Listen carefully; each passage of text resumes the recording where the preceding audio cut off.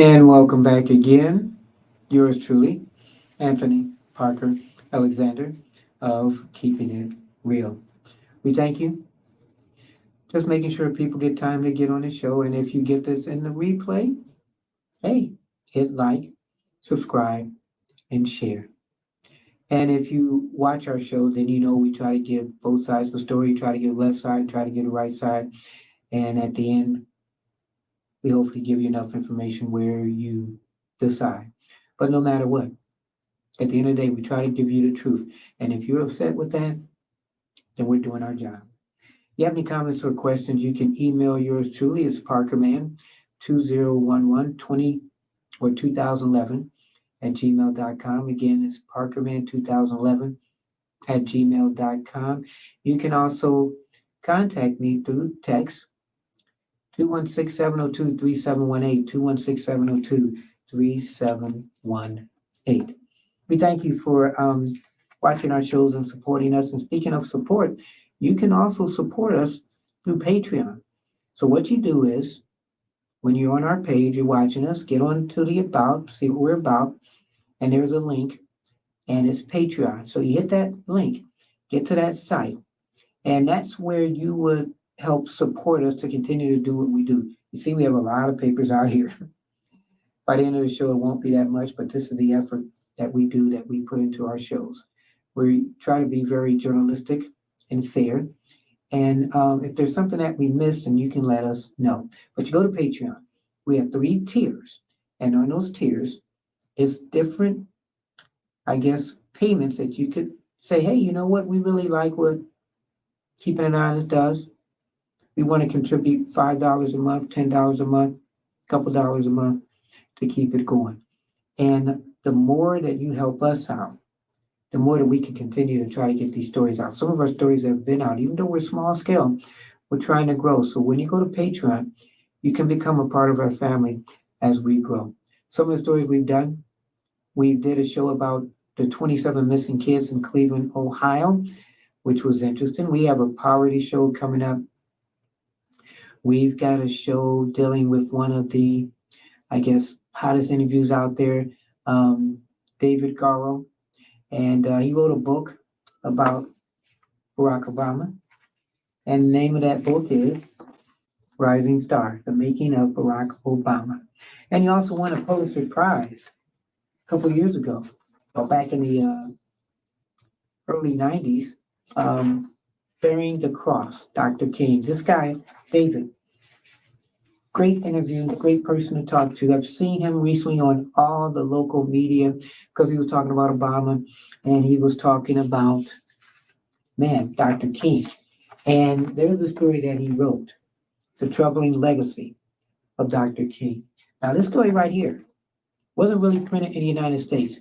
Some say because it was too long, some say it was too controversial. Well, we're going to talk to Mr. Girl himself and talk about that opinion piece that he wrote. Very interesting. Same thing about Obama. Very interesting. So we've got those kind of shows coming up, and stay tuned. So go to Patreon and try to support some of the things that we do, because if it wasn't for you guys, we would not be doing this. So we thank you. But as you grow, we grow, we grow, you grow. So think about that for a second. We try to keep it simple, keep it real, and keep it honest. Now, I'm going to show you a picture of something, and you're probably going to be upset when you see this picture, but it's reality. We try to keep it simple. But I'm going to tell you about the story. Because when I read about this, I was really kind of upset because I can't believe, and I don't believe there's never going to be any closure on this, especially for the families. 9/11. I know you remember this picture. I know you probably have lived this. Maybe you have some people who are relatives of some of the people when this took place on September 9th, 2011. Been a long time, very long time. If you think about this, what happened on this day, or 2001, sorry about that. what happened on this day, very traumatic. Where were you at? I remember where I was at. I was on my way downtown to get some business cards. And on my way downtown, I'm going down the bridge, and I saw a lot of people walking on that bridge. And I kept wondering to myself, wow, where are these people going? And I was trying to use my cell phone, couldn't use my cell phone, lines were dead and everything. And then later on in the day, I eventually found out.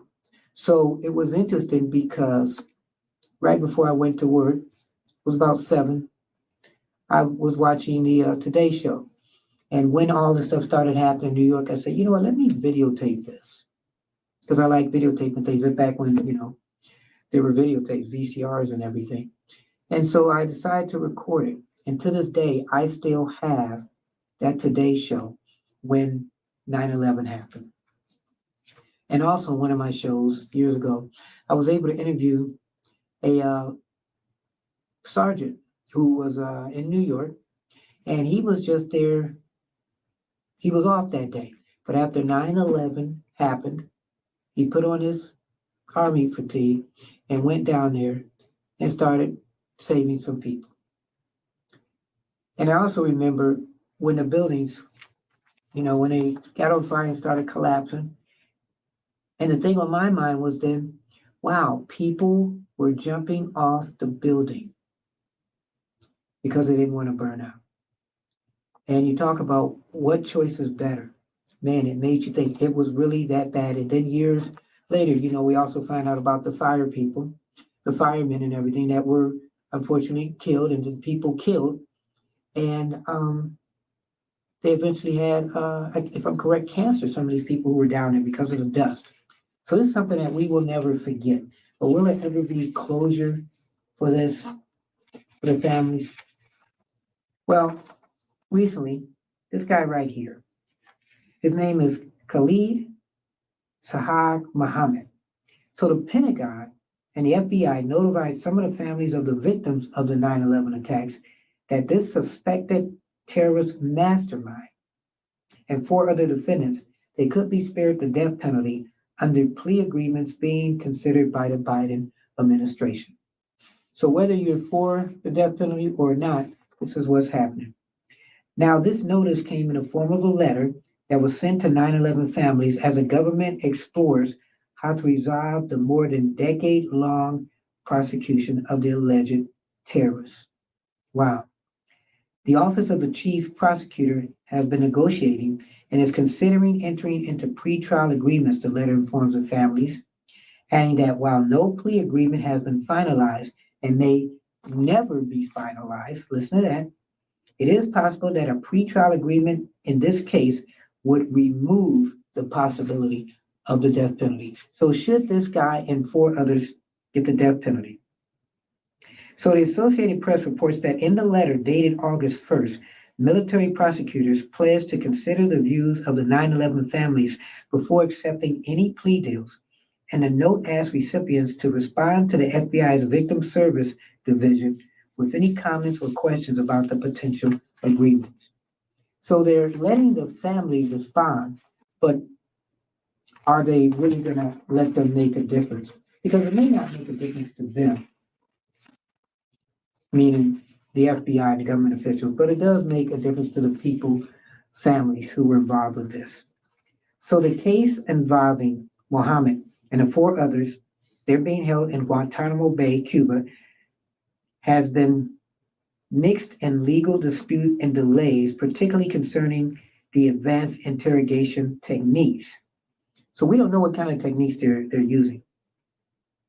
So there were over 2,000 people killed. Exactly, it says 2,977 people killed in the terror attacks.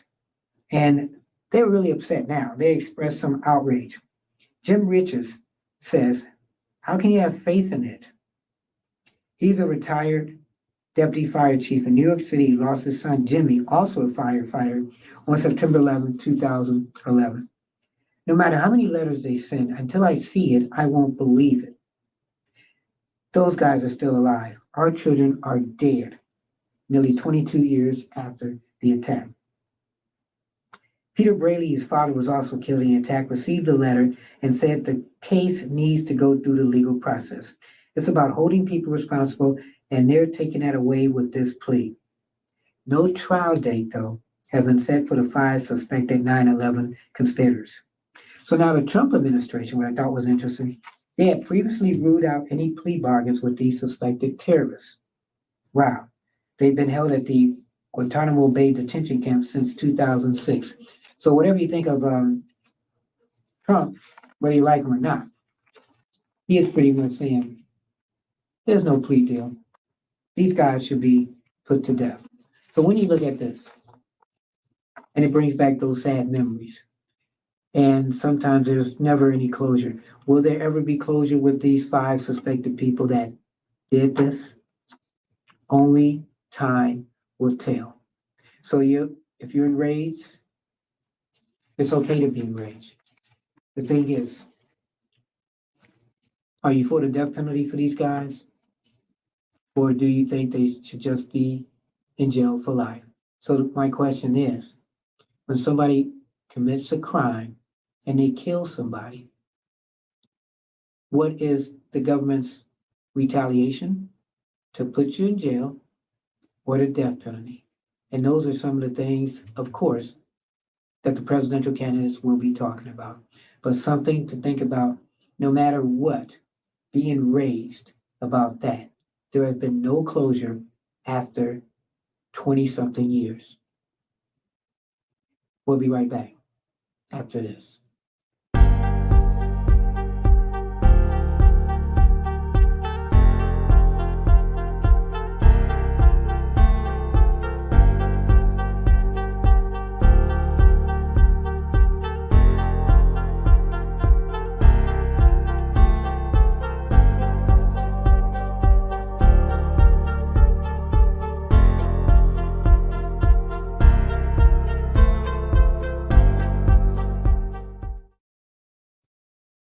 And welcome back again, yours truly, Anthony Parker of Keeping It Honest. Keep it simple, keep it honest, and we keep it real. So let me know what you thought about that opening. You can email yours truly, parkerman2011 at gmail.com, parkerman2011 at gmail.com. You can text me, 216-702-3718, 216-702-3718. We have an interesting show today. A little bit lighter, but that was kind of breaking news that I wanted to talk about.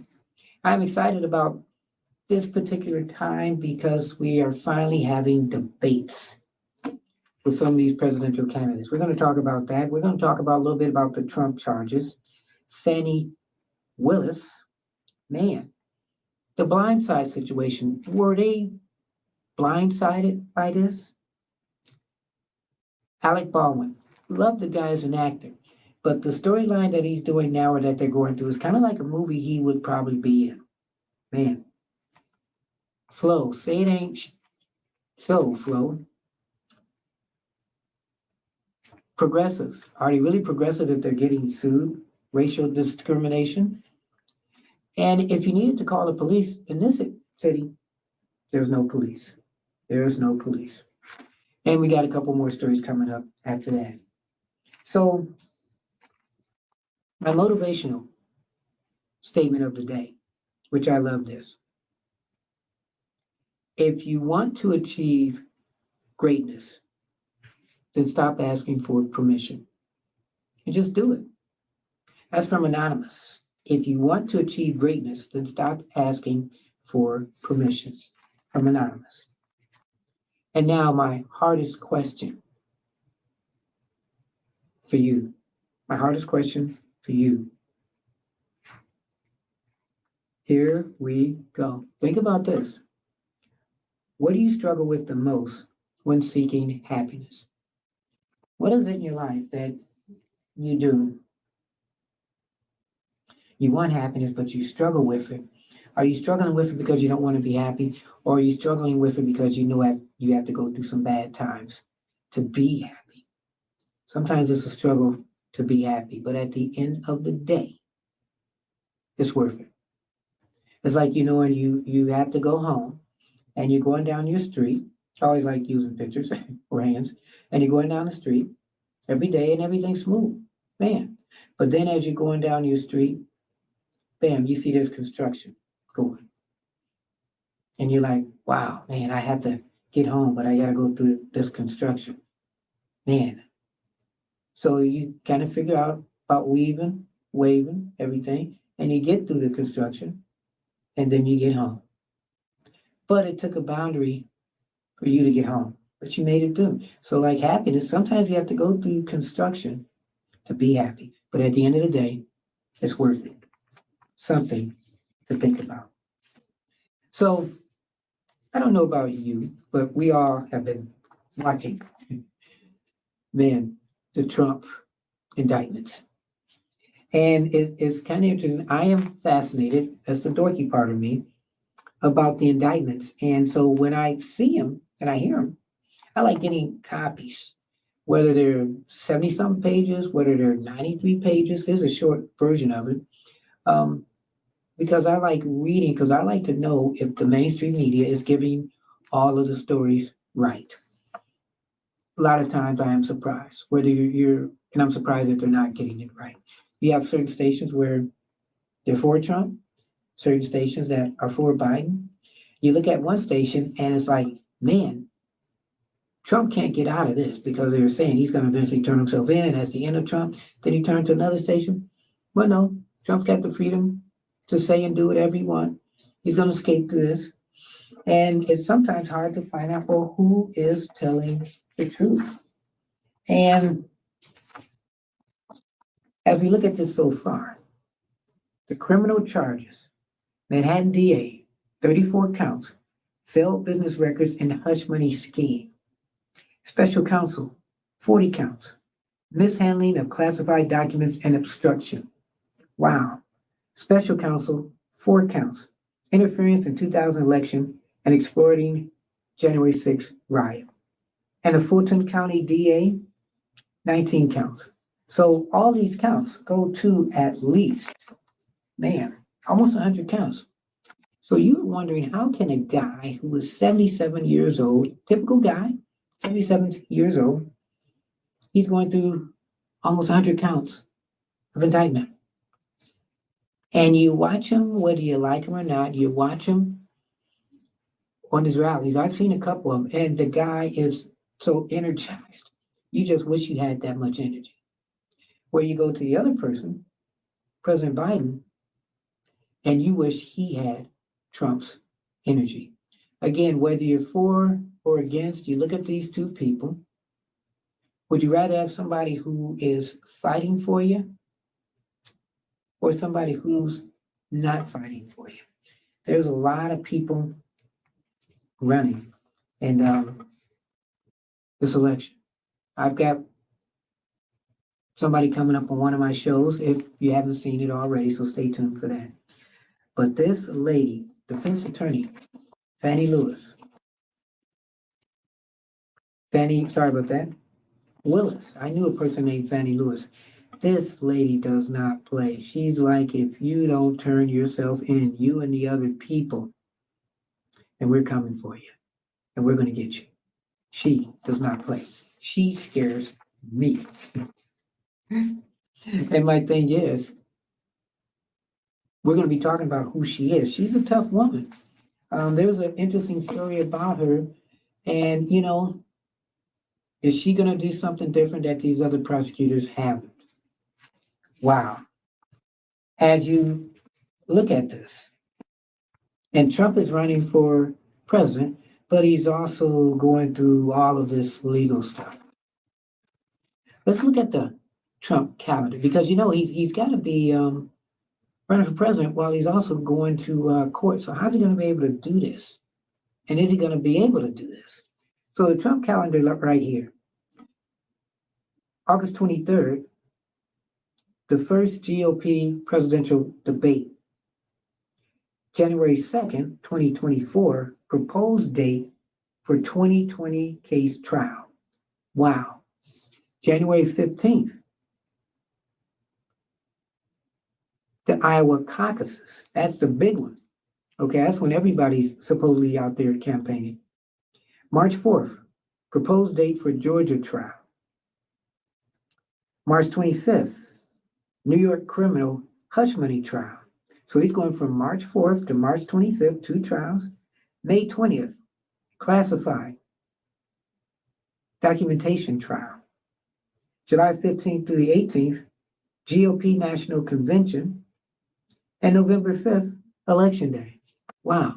So my question is he going to be through with all of that, all those trial dates before the election?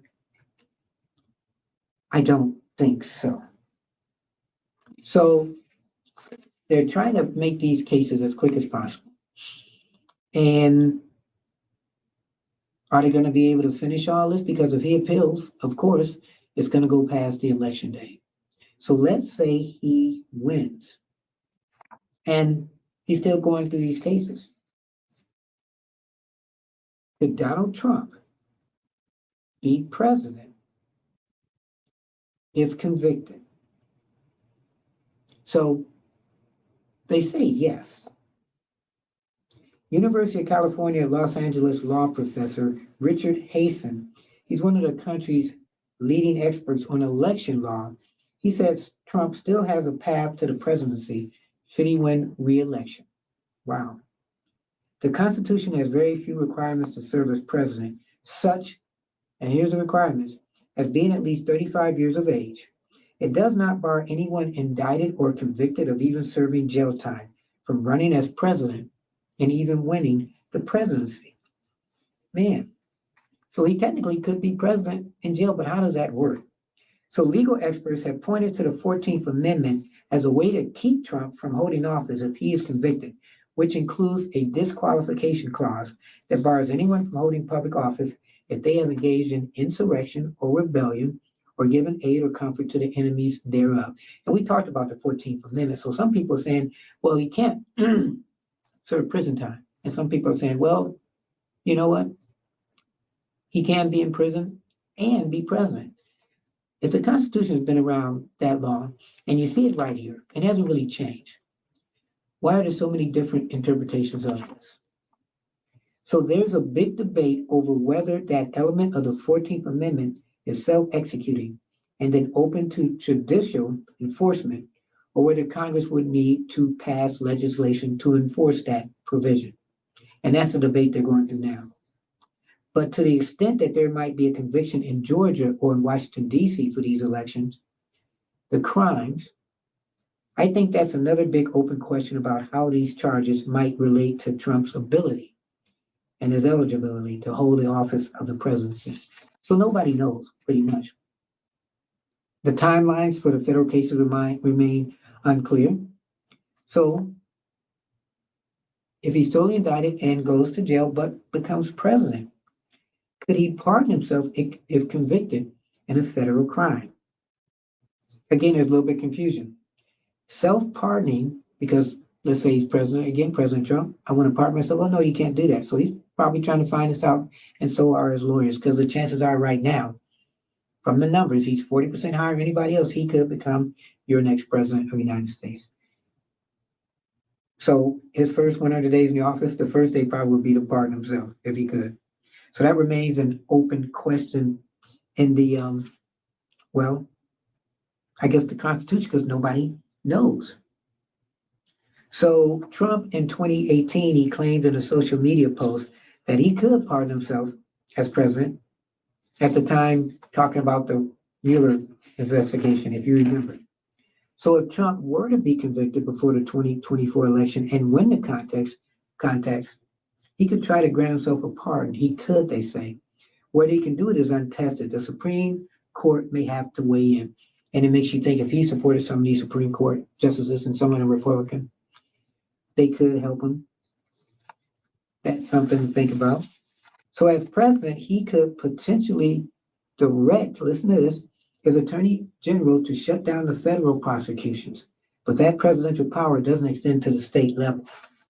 And that's where the Georgia thing comes in. So we're in a federal system where the states are independent and Fannie Willis is an elected official, so he would have no control over her. So the long shot would be maybe the governor could impeach Fannie. You impeach Fannie, bam, you get a new attorney general in who would be in favor of helping Trump out. But then you'd have to go to the governor, which to me is interesting because that governor is Governor Kemp, who pretty much said that the election was valid. So why would he, as a Republican, which you think he helped, why would he help Trump if he said in his state that the ballots were correct? Wow. So we're going to have to see. And what would happen if he is convicted? So if he is convicted of a felony at the federal level in New York or in Georgia, he would be barred from voting in his adoptive home of Florida, at least until he served a prison sentence.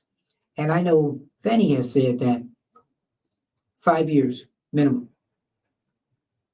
if I'm correct. So if he is convicted, is he going to go to jail? That is the question. So here's responses to some of the people in America. Should Trump face criminal charges for trying to overturn the 2020 election? Overall, 54% said yes, 42% said no. Democrats, 95%, wow, 5% said no. I wonder who the 5% are. Independents, 57% said yes, 37% said no. And of course, he would love to get the independents. GOP, 12% said yes, 85% said no. So it's almost 50%, a little bit more than 50%, where they feel that Trump should face criminal charges. Wow. What do you think? Email me, text me. We keep it simple, keep it real, we keep it honest. We have a segment coming up about Fannie Willis. Check out one of our long form shows. We do long form, we do short forms. If we can't put it all in our shows here, we try to do a special take on it. So stay tuned about who is Fannie Willis. She's a very powerful person that you just don't want to mess with. But then she has to get everybody together from the other states. And when you're trying to push this, are you pushing it, as Trump said, because he's like, give me one more indictment? Well, you know, he's got over 90 something. How many does he need? And if this is me and you, would we be in jail? Would we be indicted? I know, you know, we probably would. I give the guy credit, just the stamina of what he's going through. Because could we as regular people go through this? I don't know. Now, again, my most exciting thing is, as I'm looking at my papers, I'm going to tell you about this though, real quick before we go into the other ones. We talk about dishonest. We don't know if Joe Biden's dishonest. We don't know if Donald Trump is dishonest. But we know, really. There's a story about this guy. Now, you all know George Santos. You know a little bit about him. He speaks sometimes out of the left side, sometimes out of the right side of his mouth, but people elected him. So there's an aide, George Santos' aide. He was charged in a fundraising scheme. Allegedly, listen to the story. He pretended to be Kevin McCarthy's chief of staff, Dan Meyer. He impersonated Dan Meyer, and it was from August to December of 2021. He intended to raise money for campaign and earn 50% commission from it. He created an email account with Meyer's first initial and last name, and he signed emails with Meyer's full name and title. And just when we thought that Ron Santos was kind of out there, his aide is even more out there. So should that guy go to jail? Yes, he should go to jail. But he said, hey, and supposedly even told Santos that, you know, he was doing that. So my thing is that was Okay. And is Santos, would he be a part, I guess, of the conspiracy? I would think if he knows about it, he is. Should that guy be in jail? Definitely, definitely be in jail. So he has some counts coming up with him. And that's what makes you not trust politicians. So speaking of politicians, you love them, you hate them, you can't get enough of them. The debate is finally here. Here we go, right here. All the people. But here we go. All these people, not all of them are going to be in the debate. There's only going to be 8 of them. But you look at this picture, study it. One of these people, and it could go so many ways, could be either running against Biden, or it could be if Biden doesn't win the next president of the United States, or it could be one of these against somebody new in the Democratic Party.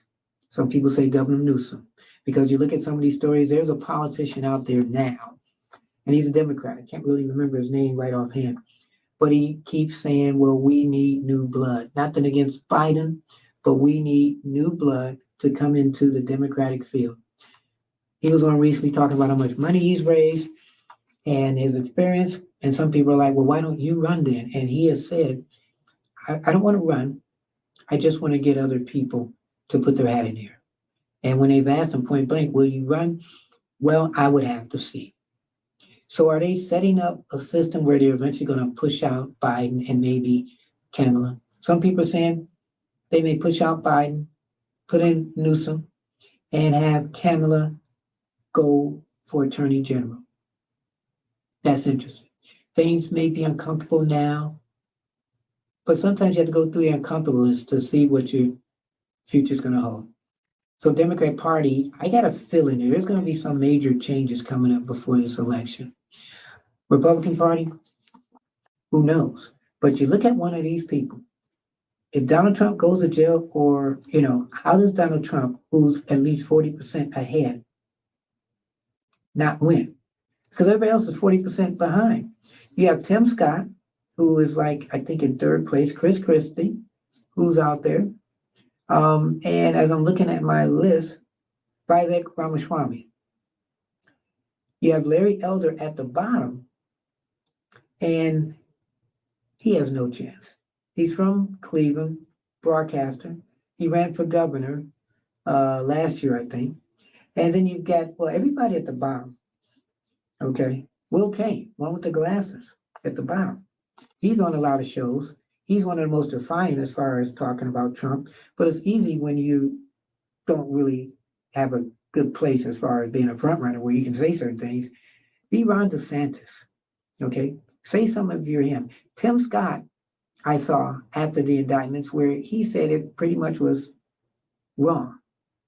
Everybody on this page pretty much said that, well, the media and the courts are going after Donald Trump.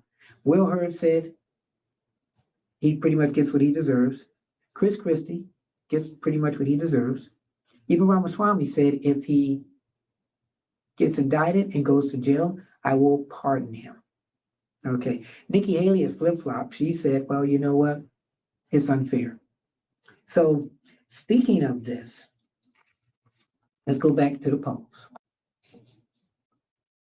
And as you see my list, the top 5 people are Ron DeSantis, Vivek Ramaswamy, Nikki Haley, Tim Scott, and Doug Bergman. And I don't even know really who Doug Bergman is.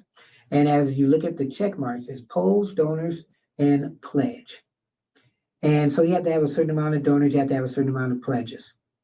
And the pledge is not money, is that I pledge that whoever wins a Republican nomination, I will back them. So the top 5 have said they will back. Donald Trump hasn't said who he'll back if he doesn't get it. Mike Pence hasn't said who he'll back. And Chris Christie hasn't said who he'll back. So technically, they're not on the stage because they didn't pledge that they would back the winner of the nomination. So you think about this, you got these top 5. And Trump is not going to be there. at this debate that's coming up. But the top five, out of these top five, who's the one you think is going to get the most airplay? And I'm doing this because I want to predict this and I want you to come back and tell me I'm right. Doug Bergen, he may have some, smart little TV moments. Tim Scott might have a couple TV moments. Nikki Haley might have some. But the one that I know who's going to really make a difference, whether you believe it or not, is Vivek Ramaswamy. And I have talked about this guy before, and I said he's kind of like a Obama. He has charisma, he has charm, and he's young, 37, 38 years old, just had a birthday recently. But he doesn't believe in affirmative action. He believes in pardoning Trump, and he believes that the voting age should be still maybe 18, but moved up to 25 because that's when people vote. And he has some very controversial issues. But when they've asked him about Trump, smart guy, he has said he would pardon him. And he said he thinks he did a great job. So where I thought he was going to get really the young votes and maybe some of the Democrats because he has charisma, he can answer any question, he's really smooth, that may slow him up. But how many of these people, these top five, if Trump wins, are maybe working to be the VP? Because they're not really saying anything bad about Trump. And if anything, I could see if Donald Trump won, maybe picking Vivek. Because now I'm seeing Vivek. Vivek has been one that's probably moved up the polls the most.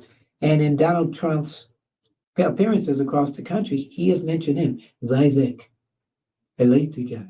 So he likes Vivek. He hasn't said that about Nikki, hasn't said that about Tim, hasn't said that especially about Ron. Okay. I helped him out. I helped Ron out. Now he's running against me. Yes. So this is going to be interesting. But I guarantee you, out of these, Vivek, you'll come back to me next time we talk. Text me, 216-702-3718, 216-702-3718, and email me, parkerman2011@gmail.com, parkerman2011@gmail.com, and tell me, Anthony, you were right. Vivek had the most to say. And speaking of saying, I know you know about the memo that was released as far as the game plan for Ron DeSantis. Was it sabotage? Was it to set him up? So think about this now. You have a game plan that you're going to do debate on. And I can tell you a little background on yours truly. I ran for city council in my area, also ran now for Congress. And when I told people that, they're like, oh my God, that's a big deal. Yes, it is a big deal, but any position of power as a politician is only as important in your community as you make it. So got enough signatures, got on the ballot.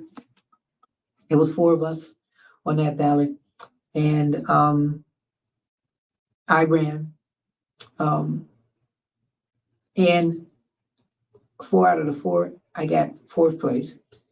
But I was 5% from 3rd place. Didn't have any money, ran out there as a people person. Will probably run again, because office is a very important thing, is what you make it. And when I see some of these politicians who are running, like I said, I'm not impressed. As I go back and forth again, okay, Vivek, literally, is almost a billionaire. Okay, I think the only one who doesn't really have money might be Tim Scott. But is he for the people? Don't know. Make sure we talk about that debate next time too. So some people do debate prep, some people do prep as far as going out to see people. So DeSantis, his memo was leaked.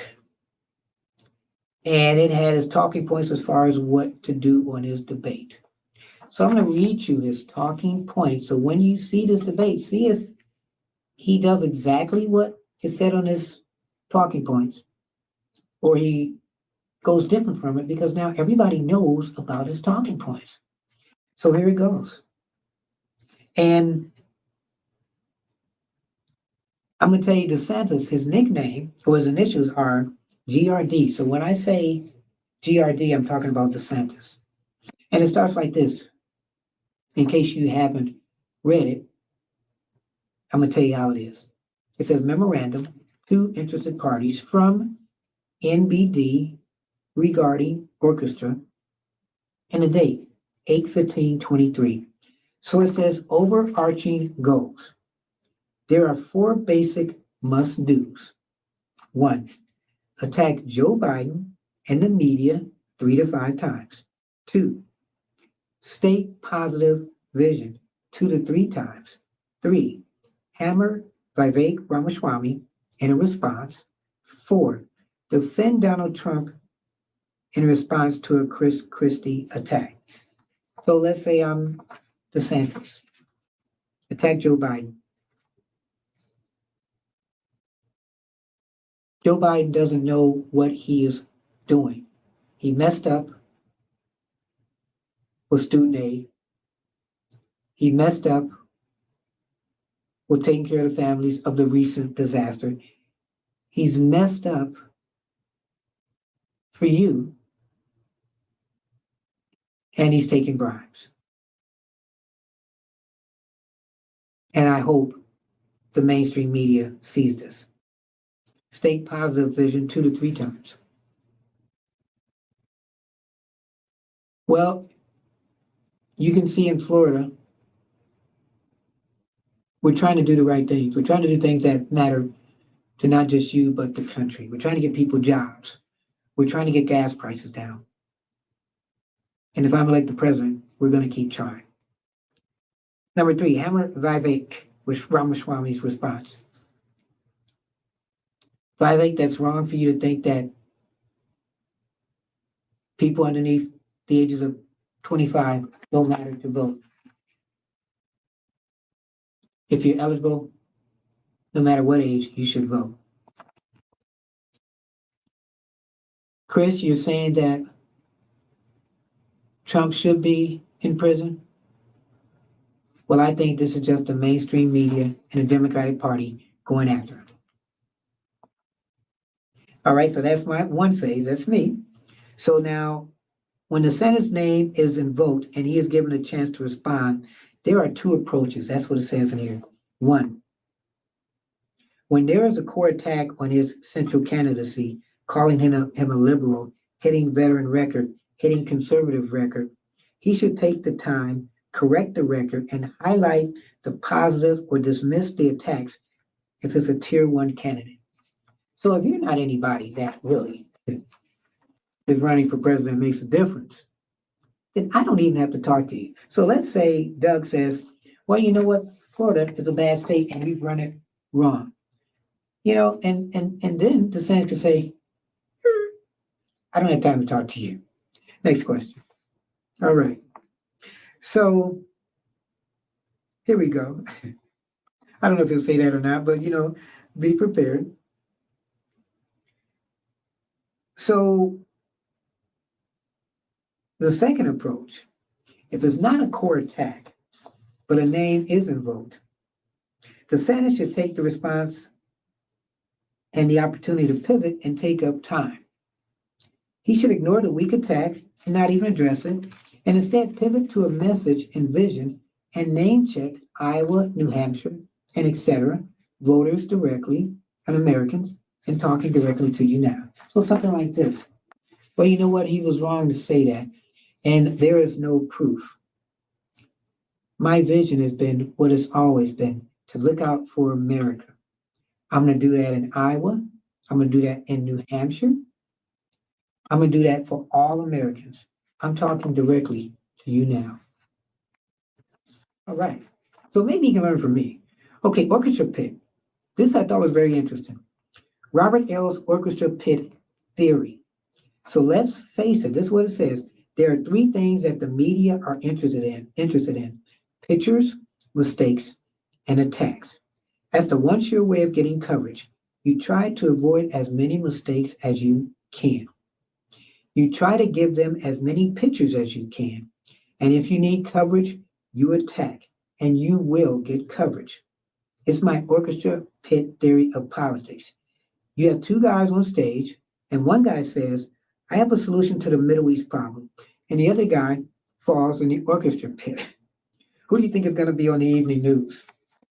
So if you're up there and let's say, who can I pick? Chris Christie. So let's say Chris Christie is over there saying, you know what, you're the talking partner for Trump.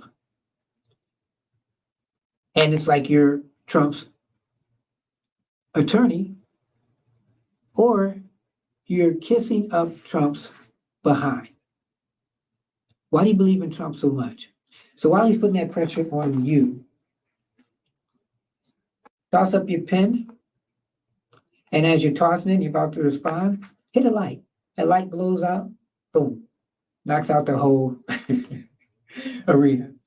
So which one's going to make, television? I know that's kind of stupid, but then you don't have to respond. But then since people think that, you're on a different level, they say you're a great governor, but running for president is a different thing, that might get you on the news. So let's go back to potential orchestra pit moments. Now, one thing that you don't want to do is to get your head up too far on some new vision for America, because then the next thing that happens is the media runs over to the Republican side and says, tell me, why do you think this is an idiotic idea? Something to think about. So just make sure you position yourself and make sure you're able to pivot at a time's notice. Some more potential orchestra pit moments. And this has gotten news recently. Take a sledgehammer to Vivek Ramaswamy, fake Vivek or Vivek the fake. One thing you got to learn, DeSantis, is not to use certain things like slitting people's throats and taking a sledgehammer to Vivek. So, if Vivek does say something that, accuses you of some things, to have that picture moment, just reach down underneath your podium as he's talking to you and have a sledgehammer. Just put it there and then just say, and you were saying?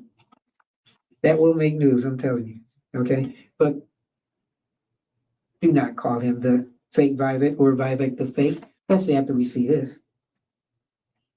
So number 2, potential orchestra pit moments.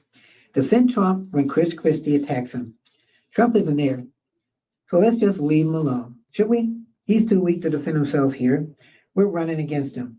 I don't think we want to join forces with someone on the stage who's auditioning for a show at MSNBC. When people are attacking Trump, is it fair to say, well, we can't talk about him? Well, he's running for president, and should he be there? He's 40% ahead against other people.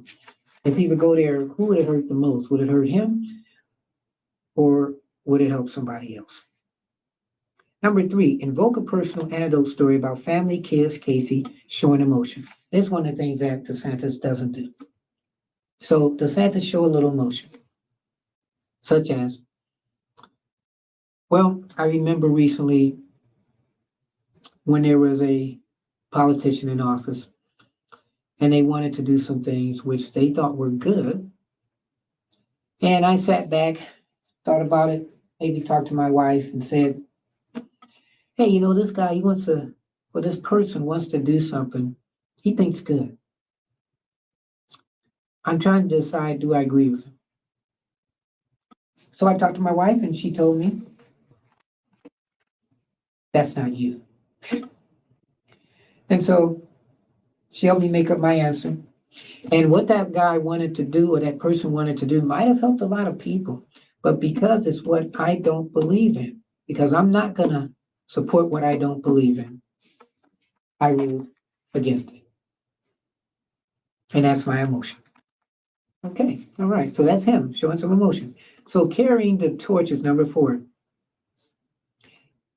And this is what DeSantis was supposed to say. Ron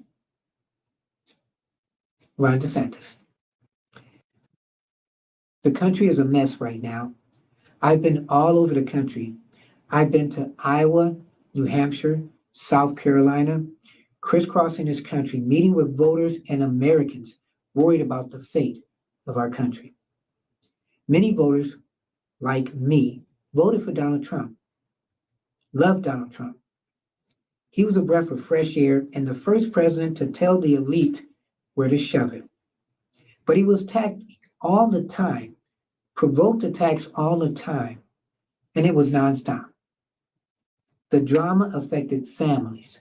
Trauma's drama pitted brother against brother, friend against friend. He's got so many distractions that it's almost impossible for him to focus on moving this country forward. This election is too important. We need someone that can fight for you instead of fighting for himself. We need someone who is going to take the torch and carry it to the next chapter. I'm the only one on the stage who will do that, who can do that, and who will keep the movement that Donald Trump started going. This is about who can bring the Republican Party and the country into a better tomorrow. All right, so now this is a talking point from Memo that went out there. Will this hurt or help DeSantis? Because if he doesn't go by that and does something totally different, so we may look at him different. Or could this have been a plant to maybe get people off track and his staff say, you know what? They're always saying something. So let's make us look better by putting something out there that we're not going to do, that they may expect us to do, but that wasn't our plan. So it's almost like, you know what? You're trying to buy something. You're trying to buy a car. And you already have a price. And you give that price and they say, no, we don't want that. You already had a lower price that you had planned, but you didn't tell that person. So if they say we want this car for $10,000 and they say, no, you know what? We'll take $8,500. And that's the initial one you wanted to do anyway.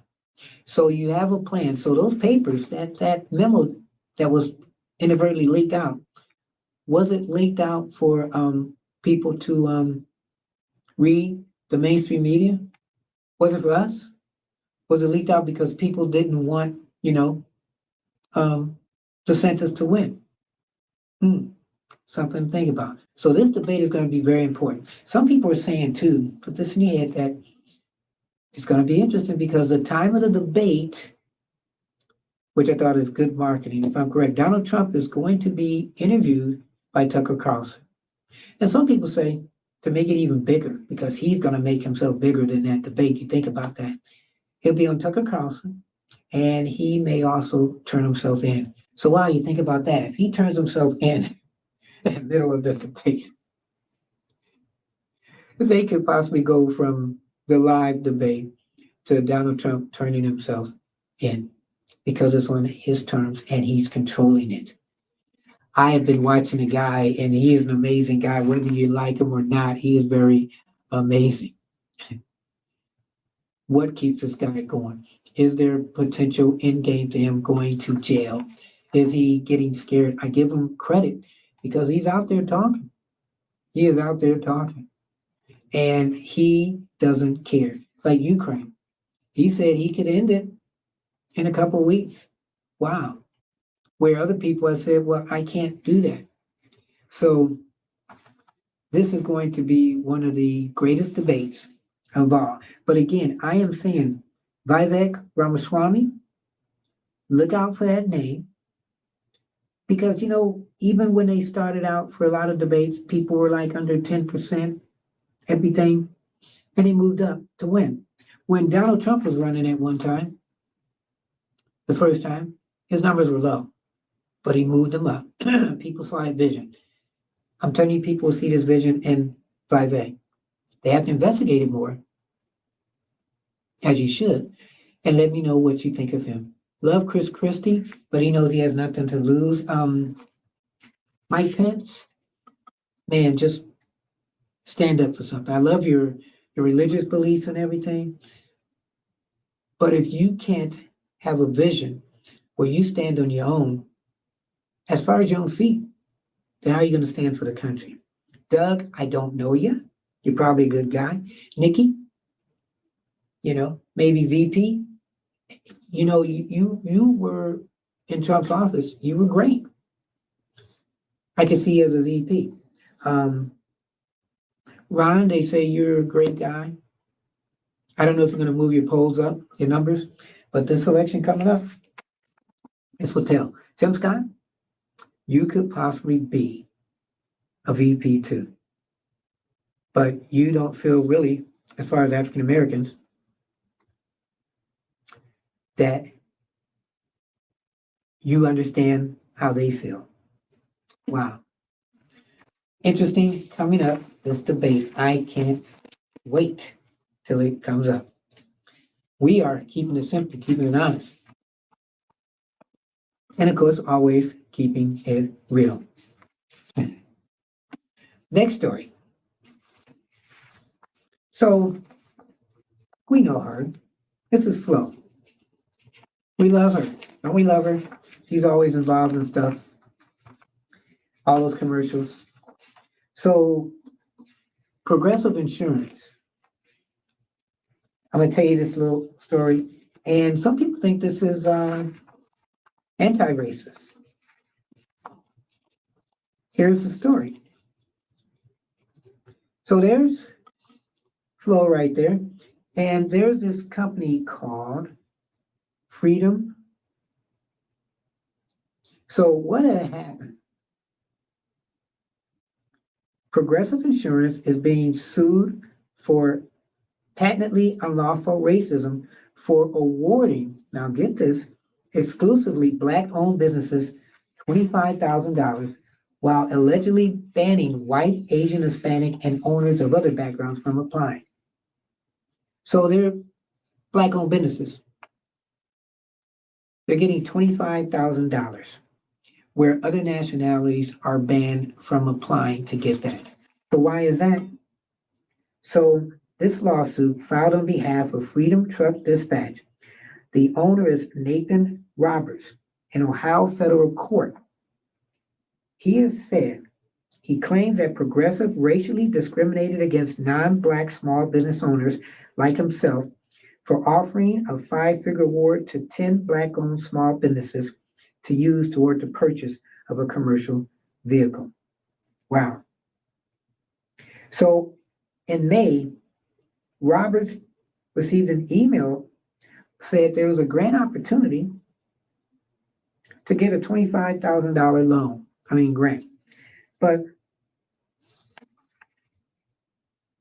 in that email, found out, well, you know what? We can't give it to you because they decided that only Black-owned businesses should be able to get this because studies have shown inequality for Black-owned businesses.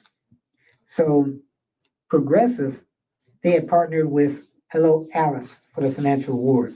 So the winners for the 2023 grant, they were announced in a press release. And what was interesting, as it's being fought in the courts, we don't know if there's going to be another grant award because of this. So Roberts called the entire scheme racially discriminatory grant making. And he says he shouldn't be denied because of the pigment of his skin. So is that reverse racism? If you're a company, do you have the option of saying, hey, I want to give money to this organization or to help this nationality group? Is that your own right if you're your own company? An interesting thing was the year before that, they did that for Hispanics. So it wasn't just like, we're just doing this for African Americans. African Americans this year, Hispanics next year. So is that racial discrimination if you're not of all nationalities where a company can just lean to give you certain amounts of money? Something to think about. When I was putting together this show, Keeping It Honest, we originally called it, I think, Keeping It Real. And again, I told you when I was putting together the show, I found out I couldn't do keeping it honest or keeping it real because somebody had took that, you know. So I understood that. So I said, okay, keeping it honest with Anthony Parker Alexander. So I did AI. And AI to me, I told you guys before, some of the things that it said was realness unleashed with Anthony Parker. Didn't like that. The true talk with Anthony Parker. The genuine voice of Anthony Parker. I kind of like that. So again, if you have a name for the show, email me, text me, let me know. And as you can tell, the papers they may look like they're moving, may not be. Support us on Patreon. Get on there, and it's like PBS. We're like fundraising.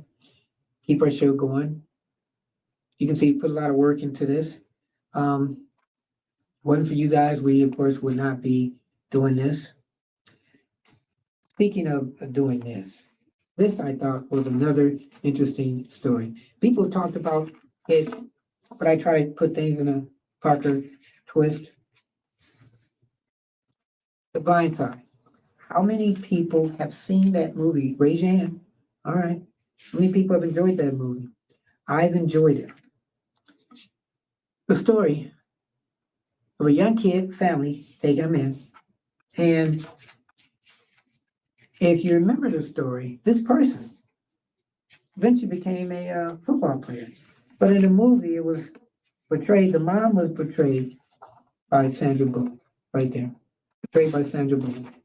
The Blind Side. If you haven't seen it, see it. But recently in the news, I thought this was really, really sad. So Michael Orr, who was a young man in the movie and who the family took care of, he is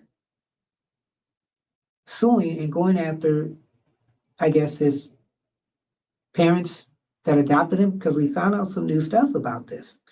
So he's accusing his family of not giving him money and everything. And the family is saying now they've given Michael equal cuts of all proceeds from the Blind Side because he said he didn't get any money from the Blind Side. And they say they were always upfront about how his conservatorship was to help him. And he accuses him of attempting a similar shakedown in the past. So people have talked about this story and say, wow, it's so sad how, things have happened to this family. And it is really sad because, you look at the family and you think, wow, man, this is a great story. A great love story as far as family and everything. So they were there when he became a football player. They were there when he did The Blind Side. And I'm going to tell you what the author, the creator of The Blind Side said. His name is Michael Lewis. And he says he's saddened by what he has seen. So, O'Hare, he's 37 years old. He alleged in a court ruling that he had actually been placed into a conservatorship and not adopted, where everybody thought he was adopted. So the writer of The Blind Side said, what I feel really sad about is I watched the whole thing up close. He wrote the 2006 book. But the ironic thing is he's also friends of the family. He said they showed him love and resource and that he's suspicious of them is hard to believe. He believes that they did the right thing. But the state of mind one has to do that, I feel sad for him, he says. No one raked in profits from the Blind Side movie. In his petition, O'Hare claimed he didn't make any money from a film that was based on his story. And if that is true, that is wild. The editor says that despite the movie's success, the Tucci's and those involved in the book didn't actually make a windfall. Everybody should be mad at the Hollywood studio system, he says. Michael O'Hare should join the writer's strike. It's outrageous how Hollywood accounting works, but the money is not in the Tucci's pockets. So supposedly they got $100,000 apiece. Everybody in that family involved in that movie. Okay. So they received the contract price of $225,000 and 2% of the film's net proceeds. That's the parents. So Ohar says he did not recall signing an agreement for the rights to his life story. The document has a signature that appears to be his, but nobody else presented this document to him with any explanations. So he was saying when he was 18, he thought he was signing, I guess, the custody rights. And I don't know how you can do that. But he says he didn't sign it. He was signing the rights for his name. So he's saying that he didn't know he had signed this for them to be control of his likeness and name and everything. He just thought it was for, custody and helping him out. But there have been checks supposedly cashed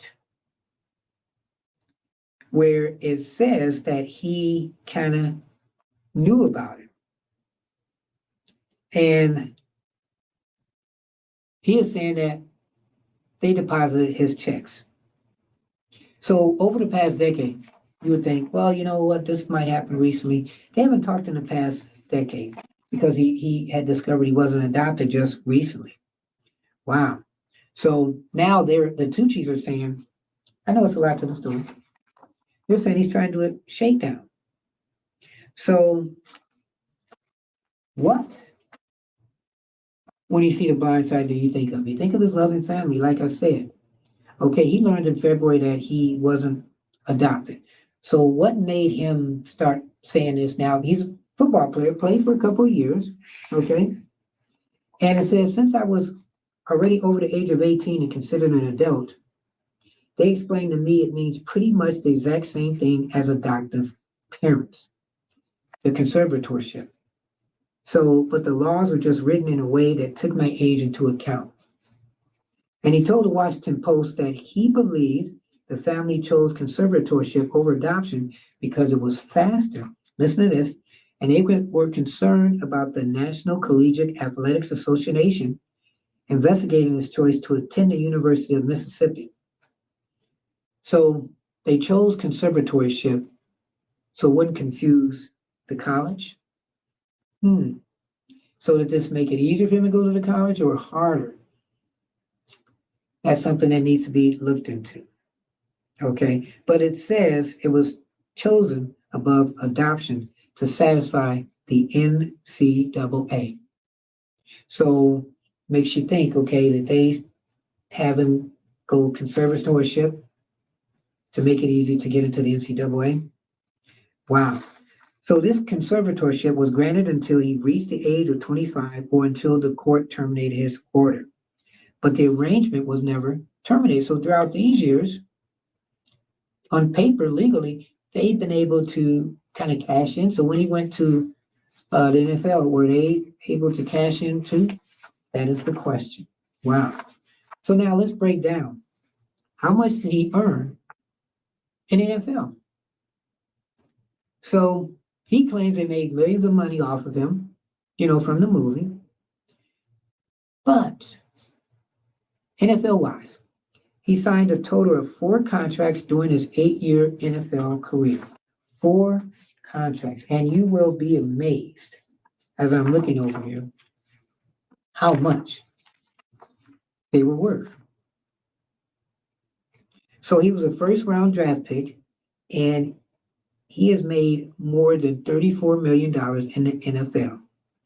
So he was selected by the Ravens with the 23rd pick in the 2009 NFL draft, and they signed him to a 5-year deal worth over $13 million. So in 2014, he left Baltimore as a free agent and then signed a 4-year, $20 million contract with the Tennessee Titans. But Tennessee released him after just 1 season. In 2015, he signed a 2-year, $7 million contract with the Panthers. 1 year later, he signed a 3-year, $21 million contract extension with Carolina. But he played just 3 games that year for the Panthers in 2016, landed on injury reserve with a concussion, Carolina released him at a training camp in 2017 after he failed his physical. So he made a lot of money, $34 million. So you think about this, okay, $34 million. How much is he asking for the family? And the family has said, we've got our own money. We're, rich. Why would we even bother? So why does this matter as far as the NFL? So this is interesting. They said through their attorneys that Oyer had threatened before filing the petition to plant a negative news story about them unless they paid him $15 million. So he made already $34 million. Said didn't make anything from the buying side. And then supposedly goes to them and threatens $15 million. Now, because of this, the family said, you know what, we're done. We're ending this conservatorship. But it should have been ended years ago. So they still say that he did receive $100,000 from the blind side. Michael got every dime he had coming, said their attorney. So it wasn't that he was hurting for money. Maybe he was hurt, period, because, he felt he was really part of the family and was adopted and found out that he wasn't. Wow. Well, we wish a good, happy story to them. And you want to know who was more blindsided? The blindsided family, the parents, or Oyer?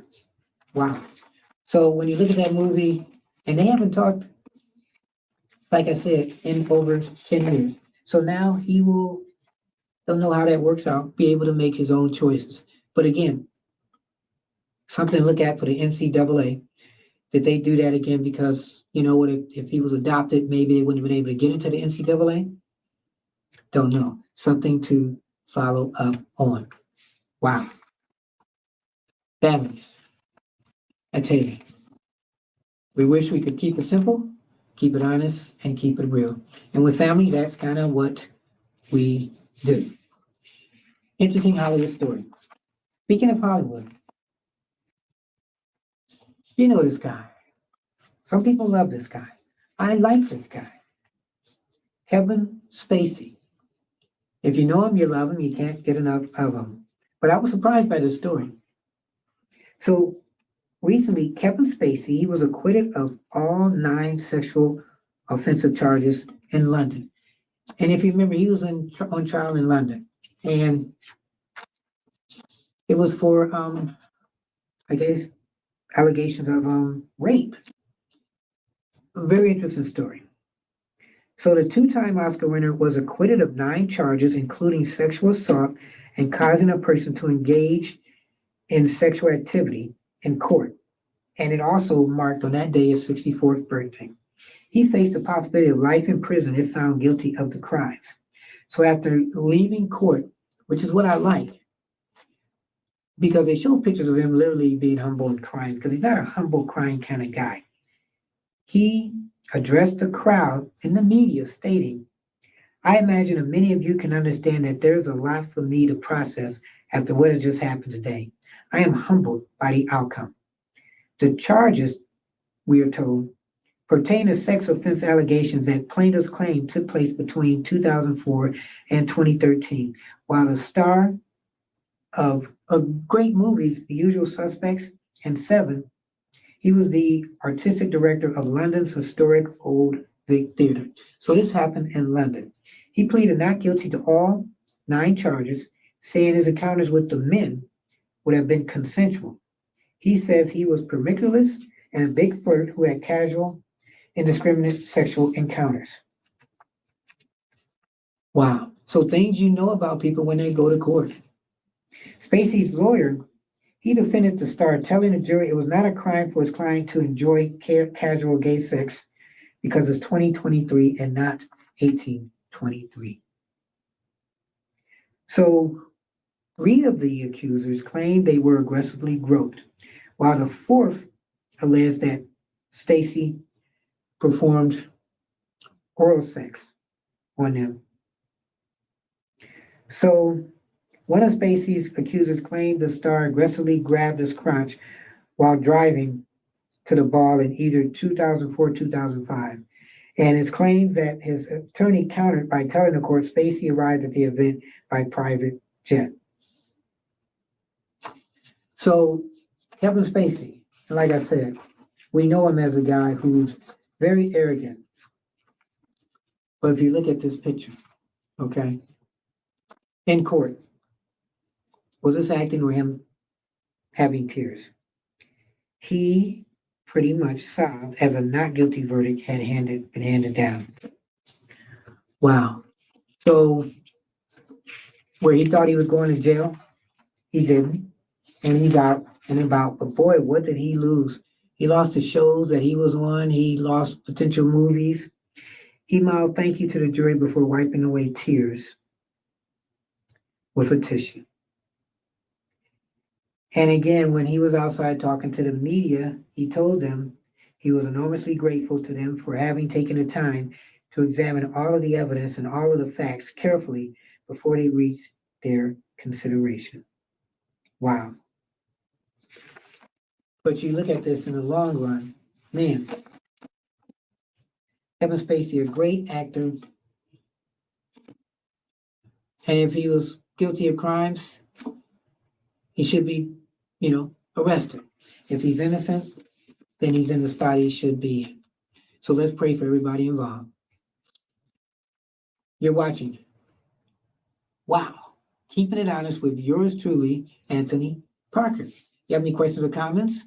You can email yours truly. It's parkerman2011@gmail.com, parkerman2011@gmail.com. Questions, comments? You can text me. Telephone numbers, 216-702-3718, 216-702-3718. We thank you again for tuning into the show. We would like to thank our sponsors. Keep supporting us.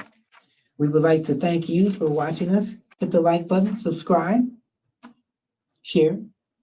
Anything that you'd like to see on the show, let us know. Go to Patreon again.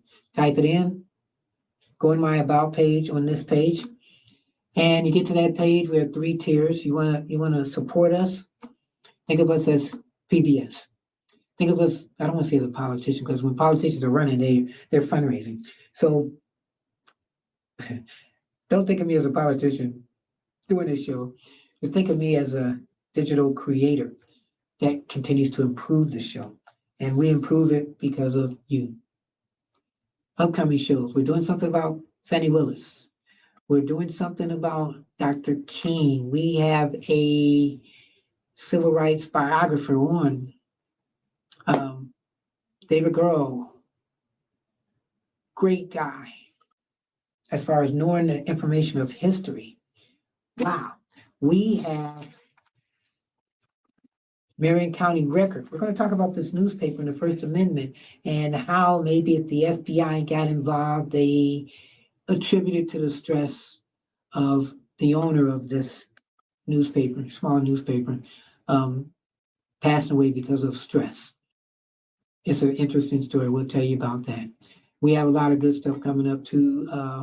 Too much to mention. We have shorts coming up where you can see things we're saying in 15 seconds and a minute. In 10 minutes, we have short versions and we have long versions. And we have the versions that, if you like them, let us know. If you don't, let us know. Let us know what we can improve on. All right. Well, we thank you. And again, real quick, I have talked to you about, wow, if you want to achieve greatness, stop asking for permission. Just do you. Just do you. And what do you struggle with, question of the day, the most when seeking happiness? Sometimes happiness is hard to find, but if you want it, you have to keep seeking it. And don't ask permission. Just do it. I combine both of those. So I am Anthony Parker of Keeping It Honest. We keep it simple. We keep it real. We keep it honest. Tell a friend. Keep your head up. Never look down. Always believe in yourself. And therein will lie your answer. I'm Anthony Parker, Alexander. God bless.